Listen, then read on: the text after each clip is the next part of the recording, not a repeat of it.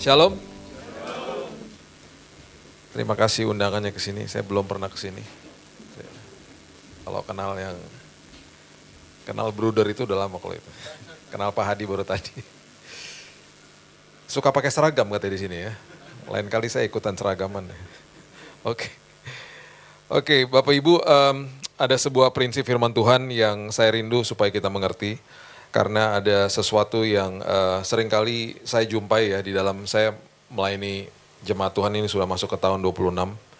Dan yang saya jumpai itu anak-anak Tuhan, walaupun disebut anak-anak Tuhan, hidupnya masih bertanya-tanya, masih takut. Ya itulah biasalah seperti begitu. Dan itu yang kita alami karena kita melihat hidup ini dari mata jasmani kita. Setiap hari kita melihat apa yang tidak enak, penyakit dan lain sebagainya. Dan kemudian masalah, problema, itu yang kita lihat dengan mata jasmani. Dan kita lupa bahwa kita datang ke gereja, kita dengar firman, kita di konseling mungkin gitu ya. Terus dikasih tahu, ayo kamu ikut Tuhan, kamu dengar firman Tuhan, kamu percaya aja sama Tuhan gitu-gitu. Kita akhirnya tahu pengetahuan itu. Kita ngerti pengetahuan itu, tapi kita akhirnya nggak ngerti aplikasinya gimana dalam hidup kita. Bahkan kita nggak tahu dasarnya, saya ini harus ngapain ya? Oke lah, digampang dikasih tahu, jangan takut, lama-lama juga bosen juga kan, jangan takut. Ya hidupnya ngalamin masalah kok selalu. Saya waktu divonis mati 3 bulan sama dokter di tahun 2019, orang-orang yang ada di sekitar saya juga bilangnya begitu. Bill, banyak doa ya, tenang aja, Tuhan tolong gitu-gitu. Itu udah biasa lah, orang kasih tahu begitu karena orang juga bingung mau ngomong apa, ya kan? Mereka udah nggak tahu juga mesti kasih motivasinya gimana gitu. Nah, ada sebuah prinsip firman Tuhan yang saya mau kita mengerti pada malam hari ini. Bukannya saya ngajar begini saya udah paling tahu, enggak. Saya juga bergumul sebagai manusia. Gini loh, kita ini melihat hidup ini dengan mata jasmani. Kita kalau nggak minta sama Tuhan untuk dibukakan mata rohani kita hidup kita akan begitu-begitu aja. Kita bahkan bukan sekedar takut, jadi hidupnya jadi ketakutan. Takut tuh normal loh. Ketakutan tuh nggak normal bagi orang Kristen. Akhirnya masuk ke dalam hidup yang seperti begitu, dan akhirnya nggak bertumbuh. Dan yang terjadi adalah kita nggak paham gitu ya, bahwa yang Tuhan sedang kerjakan dalam kehidupan kita, kanan kiri kita itu luar biasa.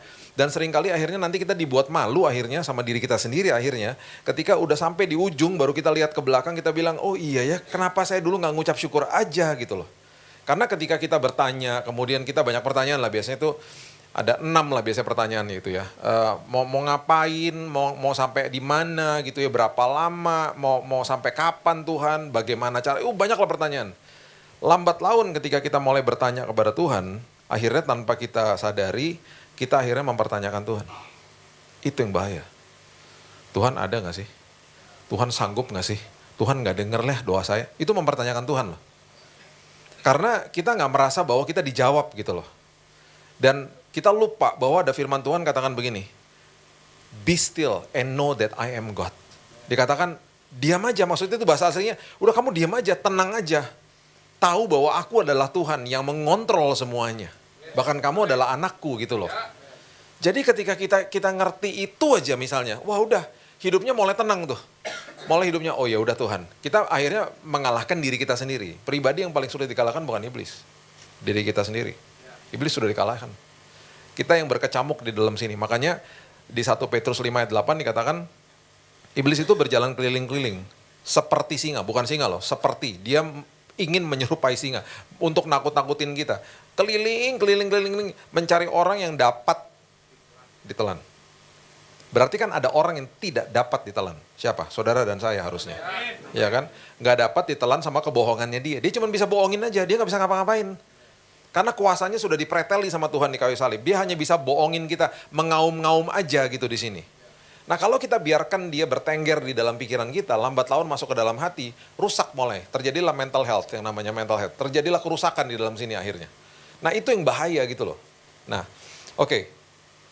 Saya mau beberkan ini dulu ya. Alkitab ini pelajaran kalau kemarin di seminar hamba Tuhan bisa 3 hari. Saya coba rangkumkan supaya Bapak Ibu ngerti dalam waktu yang sesingkat-singkatnya.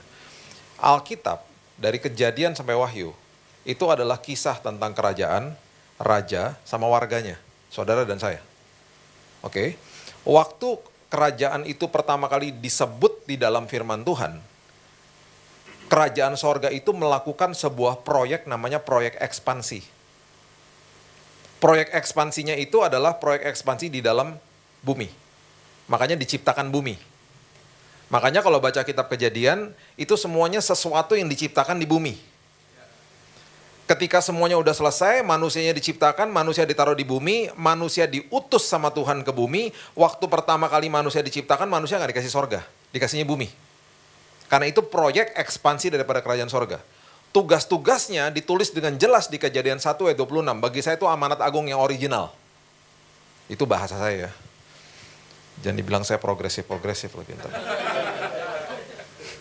Itu istilah saya, supaya memudahkan kita belajar gitu ya. Oke, Kejadian 1 ayat 26 kita baca ya. Berfirmanlah Allah, baiklah kita menjadikan manusia menurut gambar dan rupa kita. Supaya, tuh ada kata supaya loh. Segambar dan serupa itu adalah identitas manusia. Pertama kali identitas yang diberikan kepada manusia ada di ayat ini. Segambar dan serupa itu juga seringkali kita terimanya awang-awang gitu. Oke, segambar dan serupa itu maksudnya apa ya gitu ya. Nah ini dia, kita mau belajar nih. Segambar dan serupa. Supaya apa? Dikatakan begini. Mereka berkuasa atas ikan-ikan di laut, burung-burung di udara, ternak atas seluruh bumi, segala binatang melata yang merayap di bumi. Kenapa disebut banyak binatang? Karena memang banyak binatang saat itu. Disuruh menguasai bumi. Disuruh menguasai bumi artinya disuruh to have dominion, itu bahasa aslinya, untuk melakukan sebuah penguasaan bumi, bukan manusia lain loh, bukan menguasai manusia lain, menguasai bumi, mengerjakan dan mengelola bumi.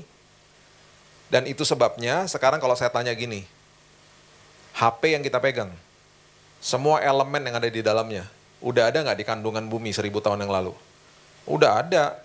Manusia bukan menciptakan, manusia namanya discover, menemukan elemen ini, dicampur sama elemen ini, oh jadi unsur ini, oh jadi unsur itu, oh jadi tiba-tiba bisa jadi prosesor, oh bisa jadi begini. Mata dan kemudian pikiran manusia dibukakan sama Tuhan tahun demi tahun. Jadi kalau misalnya 1000 tahun yang lalu udah ada HP, sekarang kita udah nggak seperti begini, udah makin lebih maju lagi hidupnya. Nanti 5 tahun lagi, 10 tahun lagi teman saya udah bilang begini, nanti kalau lu terima telepon Bill, itu nanti keluar kayak hologram di telepon lo, orangnya. Jadi kalau Boy telepon saya ntar keluar hologramnya sih, ngeri juga ya, hologram. Ada si Boy di sini, muter-muter. Beneran mukanya dia loh. Kayak kalau nonton film Star Wars itu akan kejadian kayak begitu, ada di film Star Wars tahun 77 dibuatnya. Itu akan begitu, dan itu udah ditemukan teknologinya, itu akan makin maju kan. Dan itu terus kayak begitu, menguasai bumi. Itu maksudnya. Nah, sekarang gini, perhatikan ini baik-baik. Waktu manusia disuruh menguasai bumi, itu kan proyek ekspansi kan. Manusia harus menguasai bumi dengan prinsip dan budaya kerajaan sorga. Karena kerajaan sorga yang kirim dia. Untuk memastikan manusia melakukan itu semuanya, manusia dihembuskan ruah bahasa aslinya, atau roh Tuhan ke dalamnya. Roh Tuhan itu yang selalu mengingatkan manusia, nak jangan ke sini nak, jangan jalan ke sana nak, ingat loh itu prinsip kerajaan loh nak, lakukan supaya dunia melihat siapa kamu loh nak, ingat loh nak, digituin terus sama rohnya di dalam sini. Sama waktu Indonesia dijajah sama Belanda, Belanda mengirimkan sosok pribadi yang melakukan tugas itu, namanya gubernur Belanda. Dia menularkan budaya kerajaan sorga, dia memastikan semua yang ada di sini melakukan budaya kerajaan sorga, kerajaan Belanda. Nah sekarang kalau saya tanya begini, siapa yang di sini masih makan roti kalau pagi? Ada tuh kan. Bahkan saya kalau ngomong sama dia masih Belanda-Belanda nih sama si Boy. Kenapa? Ini peninggalan-peninggalan Belanda. Roti itu bukan budaya Indonesia. Budaya Belanda. Budaya Indonesia itu apa? Pecel. Pecel badai giling tuh. Enak banget ya. Nasi kuning, bubur ayam, ya kan, nasi uduk. Itu makanan paginya orang Indonesia begitu, bukan roti. Roti itu peninggalan Belanda, itu sebabnya kita masih ada apa yang ditinggalkan sama Belanda? Kota tua, ya enggak? Melakukan tunjungan itu kan kota tua itu di sana, itu kan Belanda semua peninggalannya. Itu semuanya peninggalan Belanda. Nah sekarang saya tanya, waktu Indonesia deklarasi independen, gubernur Belanda kemana? Pulang toh ke negaranya. Waktu manusia deklarasi independen dari kerajaan sorga, roh Tuhannya kemana? Meninggalkan manusia, terpisah. Jadi roh Tuhan itu sebagai fungsi sebagai gubernur, tau gak? Yang ngingetin kita semua saat itu. Jangan dicari ya, roh Tuhan gubernur kok gak ada sih Pak di Alkitab gitu. Nggak, itu istilah saya. Jadi akhirnya yang terjadi adalah waktu manusia deklarasi independen, manusia nggak mau dipimpin sama kerajaan sorga, yang terjadi pertama kali adalah manusia mulai menguasai manusia lain. Kan nggak boleh, awalnya menguasai bumi kok, bukan menguasai manusia yang lain. Makanya dosa pertama yang didokumentasikan di Alkitab setelah kejatuhan, dosa, adalah Kain membunuh. Kita terusin lagi ya. Setelah itu terjadi, manusia membangun kerajaannya sendiri. Kata kerajaan pertama kali yang ada di dalam firman Tuhan, itu disebut di dalam Kejadian pasal yang ke-10. Coba baca sama-sama saya. Kejadian pasal yang ke-10, ayat 8 sampai 10. Kejadian pasal yang ke-10, ayat 8 sampai 10. Dikatakan begini. Kush memperanakan Nimrod. Dialah yang mula-mula sekali orang yang berkuasa di bumi. Tuh, orang yang pertama berkuasa di bumi, ada kaitannya dengan kerajaan. Ya, Kush ini adalah cucu daripada Nuh. Nuh punya anak namanya Ham, Ham punya anak namanya Kush, Kush punya anak namanya yang berikut ini namanya Nimrod. Nimrod ini cicitnya daripada Nuh, ya. Ia seorang pemburu yang gagah perkasa di hadapan Tuhan, sebab itu dikatakan orang seperti Nimrod, seorang pemburu yang gagah perkasa di hadapan Tuhan. Mula-mula ini kata kerajaan pertama kali, kerajaan dunia, bumi yang didirikan sama manusia. Kerajaannya terdiri dari Babel, Erek, Akad, semuanya di tanah Sinear. Nah, waktu kita baca pasal berikutnya tentang Menara Babel, itu proyek officernya adalah Nimrod. Kalau kita baca sejarah yang ditulis sama Josephus, dia katakan bahkan salah satu alasan kenapa dia dirikan Menara Babel, karena dia ketakutan sama air bah. Supaya kalau terjadi air bah, dia bisa naik ke tempat yang paling tinggi. Dia lupa bahwa eyangnya itu udah diberikan busur di langit, yaitu pelangi. Janji Tuhan kepada manusia nggak akan lagi dihukum sama air bah. Itu sebabnya ketika sekarang kita telusuri sampai kepada hari ini, ketika ada gedung-gedung tertinggi di dunia diproklamasikan, didirikan, terjadilah sesuatu sama negaranya. Contoh, tahun 98 Menara Petronas diresmikan di Malaysia. Dikatakan menara tertinggi di Asia Tenggara. Tahun 98 apa yang terjadi sama Malaysia? Krisis ekonomi. Waktu Burj Khalifa didirikan di Dubai, gedung tertinggi di dunia, 828 meter. Apa yang terjadi dengan Emirates? Krisis ekonomi. Apa yang terjadi dengan World Trade Center, gedung tertinggi di Amerika tadinya, terus dibangun Sears Tower lebih tinggi. Itu ikonnya Amerika. Kelar, udah nggak ada sekarang. September 11, ditabrak sama teroris. Setiap kali manusia mengatakan ini yang dilawan sama Tuhan. Karena itu adalah manusia melambangkan sebuah kerajaan-kerajaannya. Itu sudah tercatat sejak awal. Oke, kita maju ke depan nih. Kerajaannya hilang nih. The Lost Kingdom hilang. Waktu akhirnya masuk ke dalam perjanjian baru, yang mendeklarasi kehadiran Yesus sebagai bayi adalah malaikat. Kemudian Yesus terjadi masa hiatus, nggak dikasih tahu apa-apa, Alkitab tidak banyak mendokumentasikan ketika dia tumbuh dewasa, tiba-tiba dia sudah mulai siap pelayanannya dia, yang deklarasi pelayanannya dia di awal adalah Yohanes Pembaptis, saudara sepupunya. Dan waktu dia dideklarasikan itu, di Matius pasal yang ketiga dikatakan begini, nah ini dahsyat, ini luar biasa. Matius pasal yang ketiga ayat 1 dan 2, coba lihat. Dikatakan begini. Pada waktu itu tampillah Yohanes Pembaptis di padang gurun Yudea dan memberitakan, bertobatlah sebab kerajaan sorga sudah dekat. Dia lagi ada di padang gurun di Yudea. Kalau sekarang Bapak Ibu ke Israel itu ada di Laut Mati. Itu daerahnya dia, di mana dia melayani pada saat itu. Padang gurun dan panasnya luar biasa. Waktu dia mau deklarasi soal kehadiran Yesus, dia katakan bertobatlah. Bertobat artinya masuk ke dalam sebuah pengajaran atau paradigma yang benar, berbaliklah daripada paradigma yang salah atau kerajaan gelap khususnya pada saat itu maksudnya dia. Bertobatlah, masuk ke dalam kerajaan sorga, karena sebentar lagi kerajaan sorga sudah dekat. Itu maksudnya ada pribadi yang akan restorasi kerajaan sorga. Mereka masih pada bingung lah artinya. Kemudian Yesus dibaptis, kemudian Yesus dicobai di Matius pasal yang keempat. Di Matius pasal yang keempat ketika Yesus memulai pelayanannya dia katakan begini di Matius pasal yang keempat ayat 17. Sejak waktu itulah Yesus memberitakan, bertobatlah sebab kerajaan sorga sudah dekat. Dia ulangi kalimat yang sama. Kemudian kita kalau buka Matius 5 sampai ke 7 itu khotbah di bukit, itu prinsip kerajaan. Saya mau beritahu ini. Bapak Ibu kalau baca Injil, itu ada dua derivatif. Maksudnya di dalam Injil itu ada dua pelajaran yang diberikan. Yang pertama, diberikan sama Paulus namanya kasih karunia. Injil kasih karunia. Dia lagi ngasih tahu tentang bagaimana menerima keselamatan yang diajarkan sama Yesus. Oke? Ada proses-prosesnya tuh, namanya, saya nggak akan bahas itu, saya cuma kasih kulit-kulitnya aja lah ya. Namanya justification, dibenarkan, sanctification, artinya dikuduskan, dan akhirnya glorification, kita nanti dimuliakan. Itu proses-prosesnya. Terima Yesus itu nggak pakai usaha, pakai iman. Oh, dia bahkan kasih tahu dengan vulgar di kitab-kitab Galatia, Roma, dan lain sebagainya. Ya, itu Injil kasih karunia. Nah, yang Yesus ajarkan saat itu, selain Injil kasih karunia, dia ajarkan yang namanya Injil Kerajaan Sorga. Itu untuk supaya kita hidup sehari-hari. Bagaimana sih hari ini saya hidup, fungsi saya itu ngapain sih, itu belajarnya dari situ. Jadi nggak ada yang namanya Injil kemakmuran tuh nggak ada. Nggak ada. Nah kalau sekarang hari ini Bapak Ibu tanya, oh progres itu udah lama, progresif itu udah lama.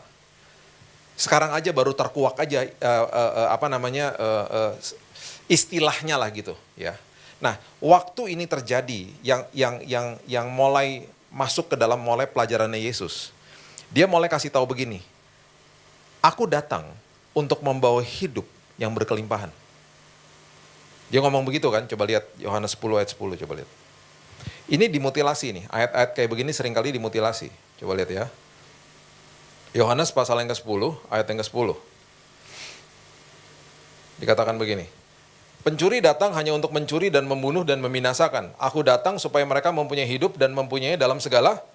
Oh, ini orang suka dengan ayat ini. Ini ya, ayat-ayat seperti begini seringkali dimutilasi, dihotbahkan, terus kemudian dibilang begini. Bapak Ibu, kalau ikut Tuhan, kita pasti diberkati. Semua jemaat bilang gini, amin.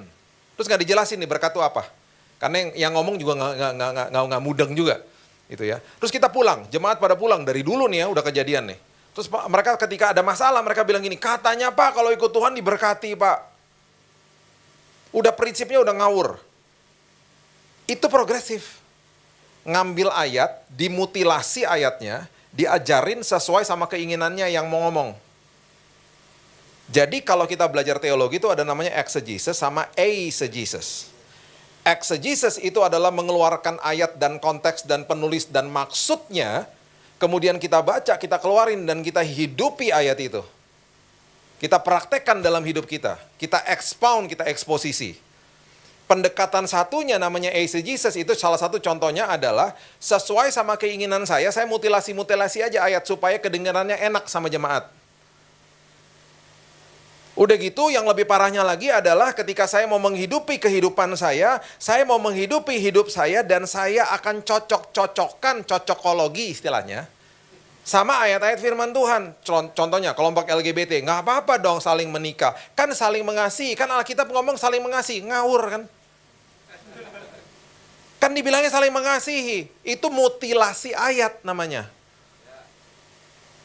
Nah tanpa kita sadari nih, banyak orang Kristen juga masuk ke dalam prinsip progresif karena nggak mudeng sama firman Tuhan. Saya kasih contohnya loh. Mau saya kasih contohnya? Nih ya. Jadi progresif udah lama sebenarnya. Ada orang ngomong begini sama hamba Tuhan. Pak, kata firman Tuhan nggak baik kalau seorang diri. Betul kan? Ada ayatnya kan? Jadi Pak Pendeta, kami mau menikah, katanya di Alkitab itu nggak baik kalau seorang diri. Pendetanya karena juga nggak mudeng bilang, betul, itu tertulis di dalam Alkitab. Iya, kapan kamu mau nikah? Langsung digituin sama pendetanya. Itu tertulis di Kejadian 2 ayat 18. Saya mau kasih tahu contoh satu aja. Yang banyak sekali daripada kita yang nggak belajar lagi, kita nggak lihat konteksnya lagi, kita main terima asal aja, terus akhirnya kita mulai ngomong dan kita kecewa sama Tuhan akhirnya. Karena nggak lihat konteksnya, itu namanya eisegesis, itu namanya saya ingin sesuai sama keinginan saya akan cari-cari aja ayatnya, supaya cocok-cocok sama saya. Itu adalah prinsip yang membalik jalan kebenaran dan hidup. Saya ulang ya, Yesus ngomong sama Thomas nih. Dia tahu satu hari Thomas akan ragu-ragu. Dia kasih tahu apa? Aku adalah jalan, kebenaran, dan hidup. Dibalik sama manusia, itu yang dikatakan progresif. Dibalik sama manusia, aku mau hidup, benar, dibenarkan, dan cari jalannya. Maksudnya gini, saya mau hidup sesuai sama keinginan saya, tolong benarkan, dia akan cari ayat untuk dibenarkan, saya akan cari jalannya nantinya. Prinsip ini menghancurkan sebuah negara, namanya Amerika. Saya mendarat di Amerika tahun 86, saya tinggal di sana 13 tahun. Negara yang takut sama Tuhan. Deklarasi independennya Amerika itu firman Tuhan semua tahun 1776. Makanya ditulis di uangnya In God We Trust. Saya dikirim ke sekolah Universitas Kristen, salah satu yang terbaik di sana. Saya belum bertobat ya, saya mengeluarkan diri dari situlah.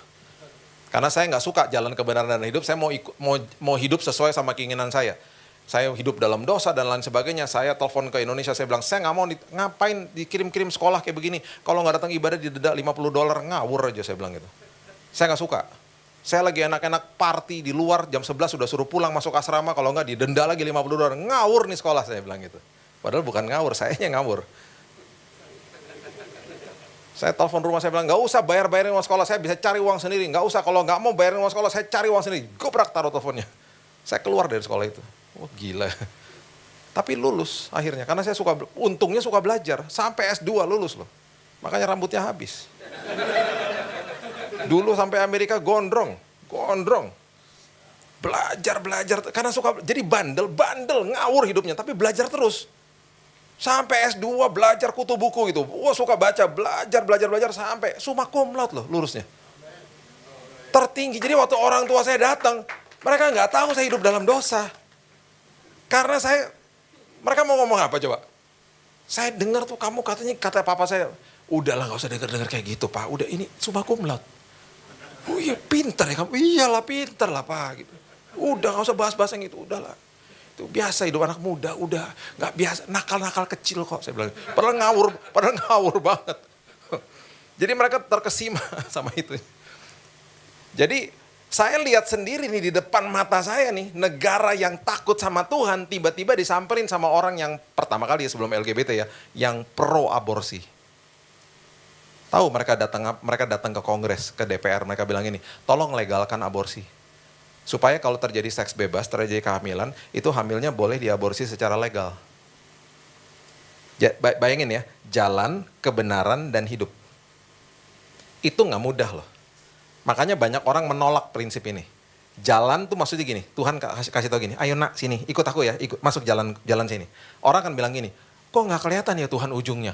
Nggak apa-apa, kamu jalan sama saya. Wah nggak ada kepastian jalan sama Tuhan. Nggak mau. Manusia banyak yang akhirnya nolak. Gak apa-apa, masuk ke dalam jalanku. Nanti di tengah jalan aku akan tunjukkan kebenaran dalam hidupmu. Masuk ke dalam jalan Tuhan tuh betul-betul masuk ke dalam jalan yang sempit. Gak nyaman memang. Makanya jalan sempit kan dikatakan di Alkitab gak banyak orang mau. Orang carinya jalan tol. Gak ada yang cari jalan sempit. Kenapa? Di jalan yang sempit kita diproses. Kita harus pelan-pelan. Kalau cepat-cepat nabrak ayam nanti. Pelan-pelan, sabar, kan di situ kan, nggak boleh banding-bandingkan diri ngelihat jalan raya. Aduh, pengen banget di sana, nggak boleh banding-bandingkan diri. Sabar di jalan yang sempit. Untuk mengubahkan hidup kita, masuk ke dalam jalan, menemukan kebenaran, baru menikmati hidup yang berkelimpahan. Hidup yang berkelimpahan, kalau kita bahas perjanjian baru, itu bukan apa yang ada di tangan. Apa yang ada di tangan? Harta, jabatan, status, ketenaran, uang. Bukan. Yang Yesus janjikan adalah damai sejahtera, sukacita, hikmat, pengharapan, karakter, tahan uji di dalam sini. Jadi kayanya, kelimpahannya di dalam sini, bukan di tangan. Makanya 2 orang teman saya, dua-duanya ke gereja. Yang satu tinggal di kos-kosan. Kalau ditanya di tanggal-tanggal tua, apa kabar bro? Dia bilang begini, baik Bill, terus nangis. Baik Bill, baik. Kenapa nangis? Gak ada uangnya. Iya. Mau tak kasih uang? Jangan Bill, jangan, aku nggak mau, aku nggak butuh, bukan nggak butuh, aku nggak mau. Karena gini, aku ini setiap bulan tuh ngalamin Tuhan. Karena setiap tanggal-tanggal tua, waktu aku udah nggak punya uang, ada aja orang yang datang bawain aku makanan.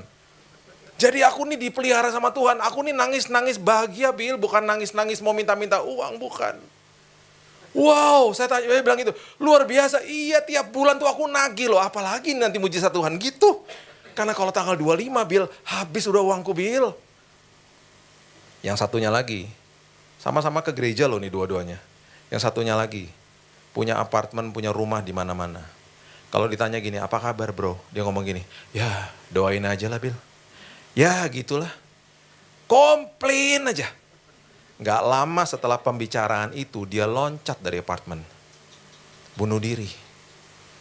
Pertanyaan saya, yang kaya yang mana? Yang tinggal di kos-kosan. Kayanya di dalam sini soalnya. Ngalamin Tuhan tiap hari. Jadi orang suka salah, orang lihat kelimpahan yang ada di luar, dihotbahkan lagi. Kasihan jemaatnya akhirnya. Makanya Yesus bilang apa? Berbahagialah orang yang dianiaya, itu kan luar biasa. Berbahagia bahasa aslinya blessed, diberkatilah engkau yang dianiaya. Berarti apa? Kata derita disandingkan dengan kata berkat. Berarti kalau engkau sedang mengalami derita hidup, engkau sedang diberkati sama Tuhan. Maksudnya adalah hidupmu, karaktermu sedang diubahkan sama Tuhan. Karena Tuhan sedang mempersiapkan sebuah kehidupan yang akan dititipkan perkara-perkara besar. Itu maksudnya. Itu kelimpahan, itu dahsyatnya luar biasa. Nah itu dibalik sama manusia dan akhirnya waktu akhirnya pro aborsi dilegalkan, kelompok LGBT juga masuk. Kami juga dong, hak asasi manusia. Saya mau hidup sesuai sama keinginan saya, tolong benarkan baru saya cari jalannya. Dibalik semuanya. Nah tanpa kita sadari, kita lihat hal-hal kayak begitu, kita bilang begini, wah memang mereka orang berdosa semua tuh Pak, gini. Kita nggak sadar loh. Kita kadang-kadang mutilasi ayat, salah satu yang saya bilang tadi. Nggak baik kalau manusia seorang diri. Coba ya, kita ini keluar dari konteks khotbah saya. Coba lihat, saya mau kasih tahu aja.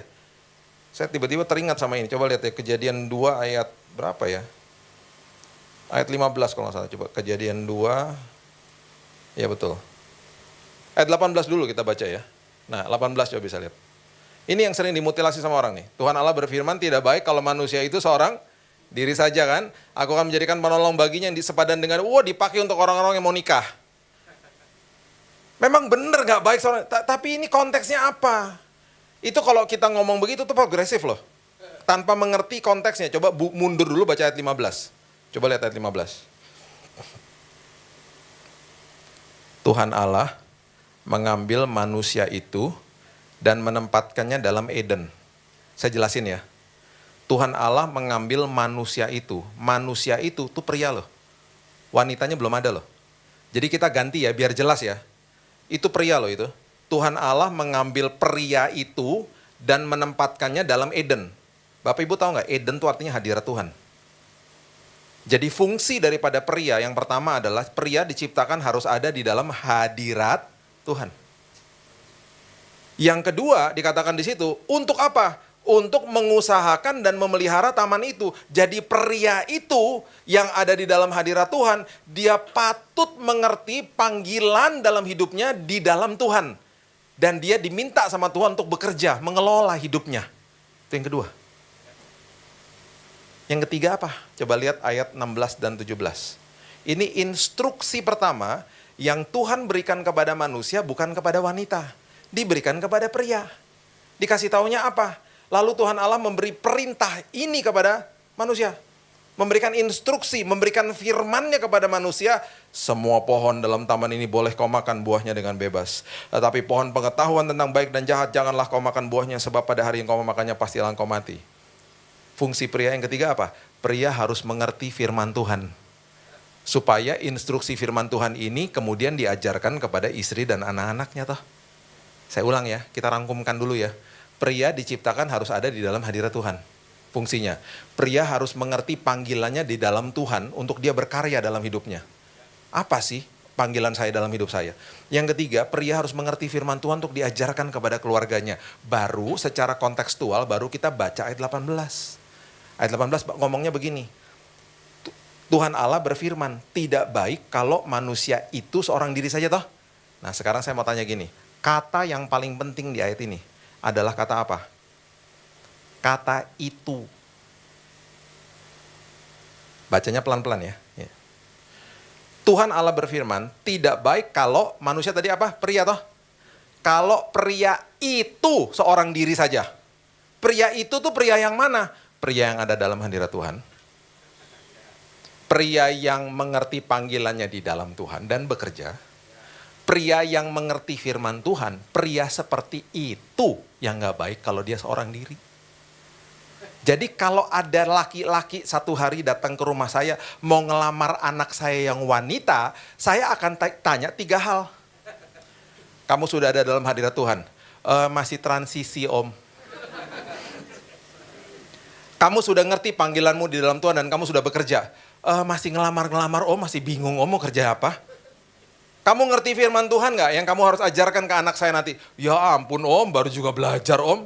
Nah, karena kamu belum ada dalam hadirat Tuhan, kamu nggak ngerti panggilan hidupmu dalam hidupmu nggak belum kerja apalagi kamu. Dan kamu nggak ngerti firman Tuhan, kamu lebih baik seorang.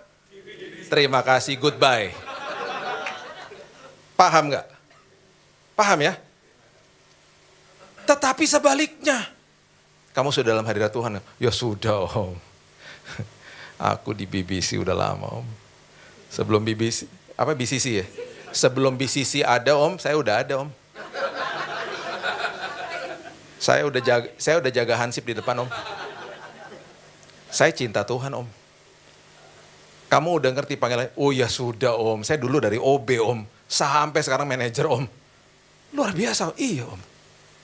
Kamu ngerti firman? Ya ampun om, kelompok sel ada 4 aku pimpin om. Nah, karena kamu sudah memenuhi 3 kriteria itu, kamu segera menikah. Kamu gak baik kalau kamu seorang diri. Segera counseling cepetan. Itu baru benar.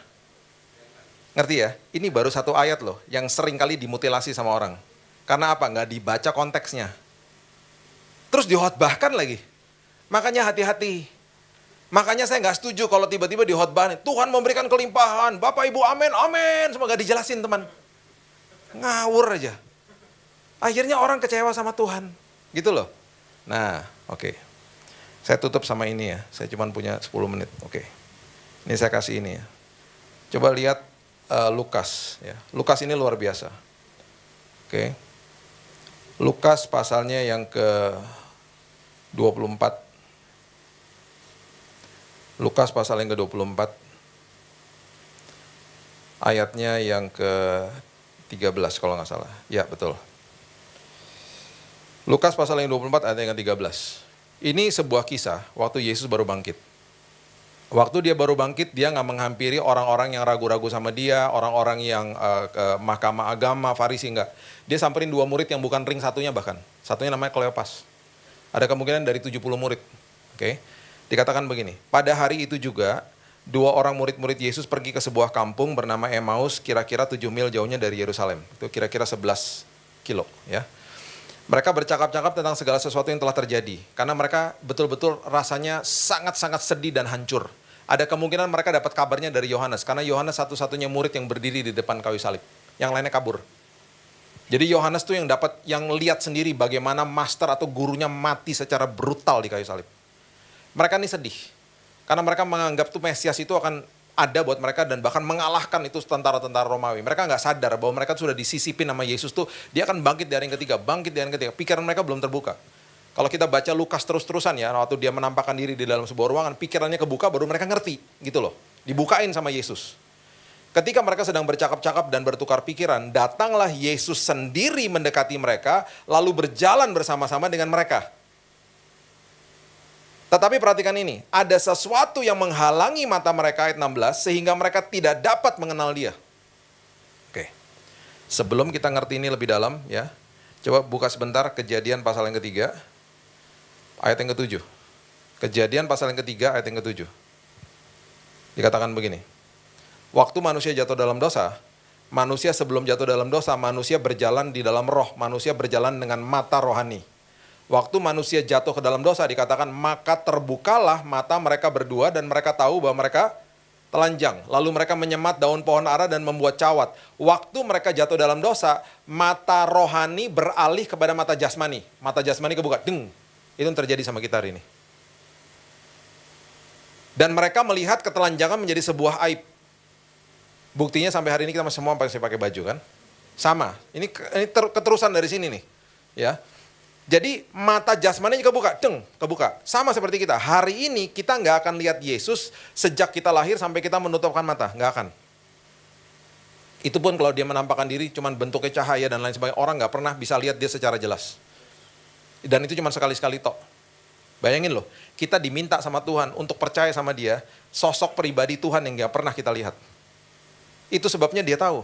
Itu sebabnya level yang paling bawah apa? Nggak lihat, nggak percaya. Udah lihat, level yang paling bawah nggak lihat, nggak percaya itu Ahas, contohnya ya. Dia nggak percaya, dia nggak mau minta bantuan sama Tuhan, dia minta bantuan sama raja yang bisa nolong dia, udah kelihatan depan mata. Level di atasnya lagi ya, udah lihat nggak percaya, petugas kubur Yesus, ngelihat Yesusnya bangkit loh, dikasih tahu ke mahkamah agama, hal yang benar ditwist jadi hoax. Hei, kamu jangan ngomong kayak gitu loh, bilangin bahwa itu dicuri sama tubuhnya dicuri sama murid-muridnya. Udah lihat nggak percaya. Level di atasnya, lihat baru percaya. Itu normal juga, biasa. Siapa? Thomas. Karena kamu sudah lihat aku, makanya kamu percaya. Level yang paling tinggi, yaitu kita semuanya. Berbahagialah orang yang tidak melihat, namun percaya. Hebat nggak tuh kita sebenarnya? Makanya walaupun kita nggak lihat dia dan kita percaya hari ini, dia makin tunjukkan mujizatnya dia. Dia makan kasih tahu sama kita bahwa aku nih hadir, aku nih hidup dalam hidupmu. Aku sedang mempertontonkan kemuliaanku lewat hidupmu. Kuncinya apa? Percaya kepada dia. Mata rohaninya dibukakan. Nah waktu Yesus bangkit, mereka tuh nggak kebuka mata rohaninya. Mereka nggak paham. Mereka nggak sadar bahwa Yesus sudah bangkit, masih pakai mata jasmani. Ya, kita terusin ya. Dikatakan begini. Ayatnya yang ke Lukas, balik lagi ke Lukas 24. Kemudian baca lagi ayatnya yang ke-27. Saya tutup sampai ayat yang ke-32 ini ya. Ayat 27 mengatakan begini, lalu ia menjelaskan kepada mereka apa yang tertulis tentang dia dalam seluruh kitab suci, mulai dari kitab-kitab Musa dan segala kitab nabi-nabi. Yesus berkisah nih tentang hidupnya. Mereka masih nggak ngeh juga. Dia mulai ngomong tentang hidupnya dia. Nah, perhatikan ayat 28. Ini kedaulatan Tuhan bertemu dengan kedaulatan manusia. Saya ulang ya, kalau belum ngopi lewat tuh barusan. Kedaulatan Tuhan bertemu dengan kedaulatan manusia. Nih ya, mereka mendekati kampung yang mereka tuju, lalu ia berbuat seolah-olah hendak meneruskan perjalanan. Ini kalau dibaca harus bacanya betul-betul dengan pengertian yang sangat-sangat dengan pengertian yang teliti. Udah sampai nih di rumahnya ya. Yesus begini nih, berbuat seolah-olah ingin meneruskan perjalanan. Jadi kalau divisualisasikan begini nih. Ini rumahmu ya? Wah, enak juga ya, hangat ya. Iya ya. Dingin ya di luar ya. Kasih kode mungkin. Ya udah ya aku jalan dulu ya. Dengan berat hati tuh dia lagi jalan. Karena berbuat seolah-olah ingin meneruskan perjalanan, berarti dalam hatinya ngapain? Undang dong aku masuk. Itu Tuhan loh. Kenapa? Karena Tuhan tidak akan pernah paksa saudara. Kedaulatan Tuhan bertemu dengan kedaulatan manusia. Dia memberikan sebuah pemberian kepada kita yang paling berisiko. Pemberian kebebasan untuk memilih. Itu pemberian yang paling berisiko. Jadi dia berbuat seolah-olah ingin meneruskan perjalanan. Kalau kamu mau lihat aku, mereka dibutain loh matanya. Mereka gak bisa lihat. Kalau kamu mau mata rohanimu terbuka, undang aku masuk. Puji Tuhan diundang masuk. Ayat berikutnya mereka sangat mendesaknya, katanya tinggallah bersama-sama dengan kami, sebab hari telah menjelang malam, matahari hampir terbenam, lalu masuklah ia untuk tinggal bersama-sama dengan mereka. Siapa yang suka main basket? Bola basket, ngerti ya? Basket, bukan keranjang, bukan loh, bola basket. Tahu Michael Jordan dong, yang main basket? Dia mirip saya, bukan saya mirip dia. Jadi gini, ceritanya gini. Dulu sebelum bertobat ya udah pastilah dia idola saya. Saya kalau main basket dulu bisa sampai 6 jam. Karena suka banget. Pak Sandiaga Uno tuh dulu kuliah bareng-bareng saya. Itu teman main saya. Kita kalau dia main di tim yang berlawanan, saya jagain dia jagain saya. Karena kita paling jago. Dia jago, saya juga jago. Jadi kalau saya main sama dia, teman-teman saya bilang, jagain. Paling kenceng dia larinya. Jago banget mainnya. Tim sana juga bilang ini, jagain si Billy itu. Selalu ngomong begitu. Nah, dulu waktu lagi tahun 90-an, Michael Jordan lagi hebat-hebatnya. Saya tinggal di daerah namanya Oklahoma. Saya bilang sama teman saya, yuk kita nonton Michael Jordan. Kita drive pakai mobil 9 jam loh. Untuk nonton Michael Jordan. Sampai di sana tuh ada restorannya. Udah tutup sekarang. Namanya Michael Jordan Restoran. Saya bilang sama teman saya, yuk kita makan dulu sebelum kita nonton gamenya Michael Jordan. Kita masuk ke dalam restorannya, ya, masuk ke bawah tuh ada ruangan VIP. Terus ada tangga ke atas. Rupanya restorannya di atas. Makan selesai, terus kita bilang sama teman saya, udah waktu, yuk pergi ke stadion. Yuk. Turun tangga, pintu VIP yang tadi di bawah itu kebuka. Waktu pintunya kebuka, Michael Jordan keluar. Sendirian gak pakai pengawalan. Dan di bawah gak ada orang. Cuman Michael Jordan jalan sendiri, saya sama teman saya pas lagi turun itu sebuah perjumpaan ilahi. Karena itu idola saya. Saya belum bertobat ya. Saya giniin teman saya, Michael Jordan, teman saya gini, Michael Jordan, gak bisa ngomong kita berdua. Tiba-tiba hilang suara kita karena saking kagetnya. Terus saya panggil dong, Mike, saya panggil gitu. Dia noleh, Bill. Sering ke Surabaya, Bill. Enggak. Ya dia gak tahu lah nama saya. Dia lihat saya, dia bilang, "Hi guys," dia bilang gitu kan. Dia bilang, gila kita ditegur Michael Jordan loh. Jadi saya turun ke bawah. Bapak Ibu bisa bayangkan. Saya, Michael Jordan, teman saya, jalan bertiga ke depan. Sambil ngobrol. Sedihnya tau gak apa? Belum ada HP zaman itu. Kalau enggak kita udah selfie, wah gak ada HP. Belum zaman HP kan. Masih zaman kamera. Kameranya gini, cekrek. Ingat ya? Yang ketawa seumuran sama saya. Yang millennials pada bingung, apa itu? Itu nggak enak loh, gitu nanti hasilnya baru lihat seminggu lagi kalau dari. Dan kalau udah hasilnya jelek kita sedih sendiri, ya jelek ya. Sekarang kan kalau jelek kita delete ya, ulang ya. Dulu nggak bisa. Udah ya kita jalan ya, ngobrol Bapak Ibu cuma bertiga ngobrol tok, nggak ada orang lain. Terus dia tanya, mau kemana guys? Mau nonton gamenya kamu malam ini? Oh thank you for coming katanya. Terima kasih datang ke restoran saya, makan apa? Ngobrol sampai ke depan. Sampai di depan ada mobil Range Rover, rupanya mobilnya dia. Terus dia minta kunci karena valet parking. Kunci dilempar sama orang. Saya dalam hati gini, ya ampun cool banget sih kamu ya. Keren banget sih kamu gitu, dalam hati. Udah, terus dia bilang, bye guys, see you at the game. Sampai nanti ketemu. Terus dia naik mobil, dia pergi. Saya sama teman saya jingkrak. Michael Jordan, gila kita ketemu Michael Jordan, gila gitu ya. Terus tiba-tiba kita berdua lihat-lihatan. Kenapa nggak foto? Kenapa gak foto? Wah kita mau nangis tiba-tiba. Karena kita lupa foto. Dia marah-marah sama saya. Kamu tuh yang pegang kamera loh. Saya bilang kamu gak ingetin. Saya bilang gitu. Terus akhirnya mobilnya udah makin jalan kan makin jauh. Saya akhirnya foto mobilnya tok. Jadi Bapak Ibu kalau tanya sama saya, mana buktinya ketemu Michael? Ya ada. Saya masih ada loh fotonya. Itu setelah saya, dulu bahasa Belandanya afdruk ya. Di afdruk ya. Afdruk ya. Di afdruk itu fotonya masih ada. Foto mobilnya Michael Jordan. Michael Jordan nggak kelihatan. Kacanya hitam semua. Tapi saya bisa pastikan itu ada Michael Jordan dalamnya. Saya nggak bohong. Sedih saya kalau ngomong gini nih. Gak ada buktinya. Itu kalau saya baca ini, saya ingat cerita itu. Kayak dilewatin gitu loh. Tapi nggak apa-apa. Yang penting jangan dilewatin sama Yesus. Amin. Dan waktu dia undang masuk ayat 30, ia duduk makan bersama dengan mereka, mengambil roti, mengucap berkat, memecah-mecahkan, memberikan kepada mereka, terbukalah mata mereka.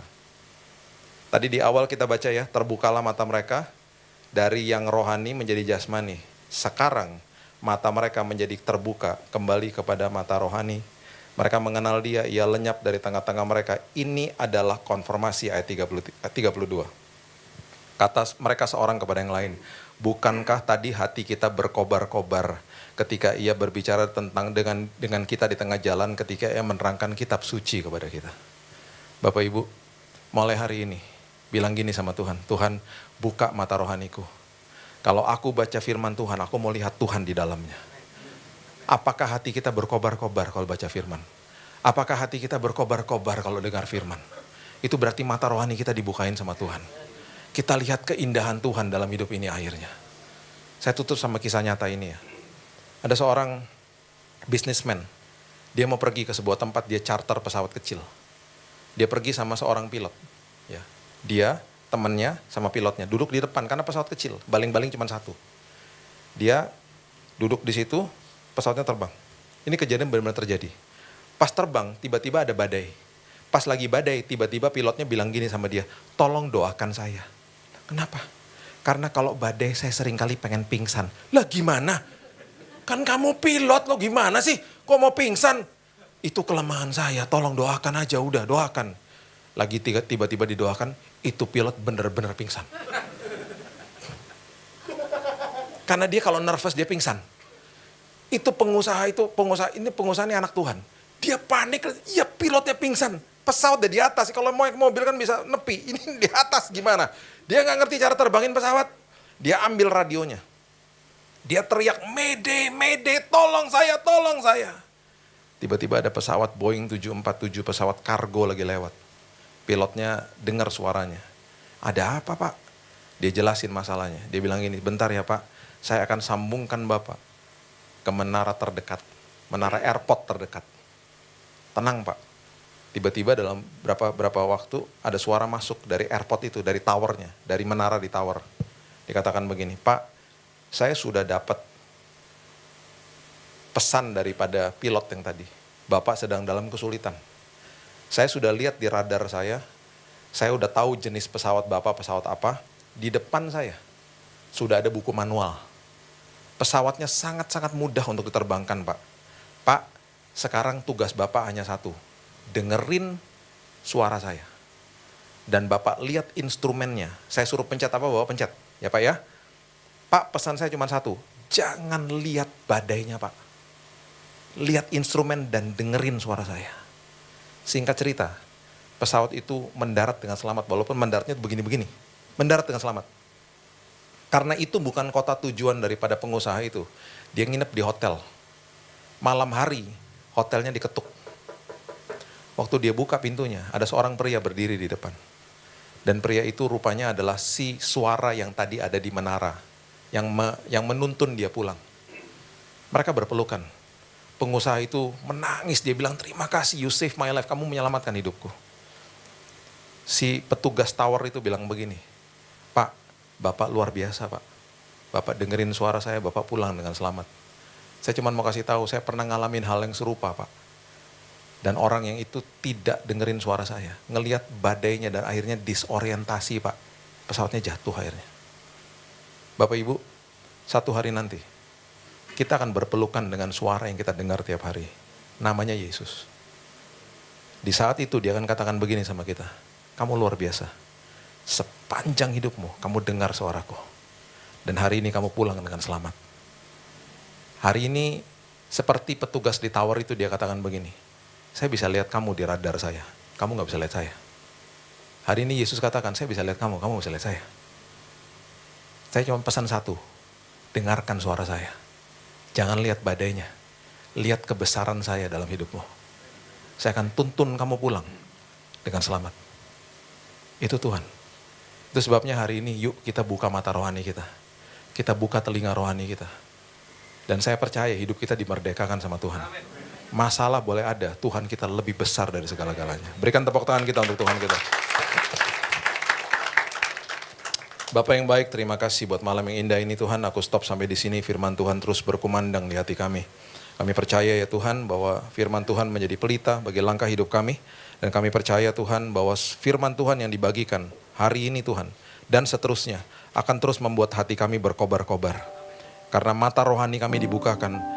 Karena telinga rohani kami dibukakan. Dan kami percaya Tuhan, kami akan melihat kebesaran Tuhan, kehebatan Tuhan, kemuliaan Tuhan dalam hidup ini. Dan kami akan senantiasa mengucap syukur karena kami akan melihat hal-hal yang luar biasa terjadi, mujizat demi mujizat. Dan itu sebabnya Tuhan, kami akan terus nyatakan, Tuhan ada, Tuhan hadir, Tuhan tidak pernah sedetik pun tinggalkan kami. Bapa, meteraikan firman-Mu, dan kami percaya kami juga sudah dimeteraikan sama Roh Kudus. Hanya di dalam nama Tuhan Yesus, kami sudah menerima firman kebenaran. Kita sama-sama katakan, amin. Tuhan berkati.